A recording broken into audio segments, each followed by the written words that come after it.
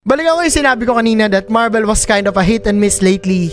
I'll be honest guys, totoo. Kahit naman din ako aminin ko, may mga hindi nagpipick yung emotion ko na ibang Marvel. And that's okay. Buti nga ngayon, accessible na yung Disney Plus. Pwede kang hindi manood sa sinihan. Antayin mo sa Disney Plus kung nakasubscribe ka. And that's okay. No? That's okay.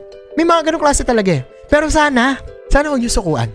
Sana kahit papano, try nyo. Kahit yung mga binibida namin sa inyo, mga binibida ng iba na magaganda. Guardians of the Galaxy Volume 3, sana try nyo. Black Panther, Wakanda Forever. I am queen of the most powerful nation in the world. And my entire family is gone.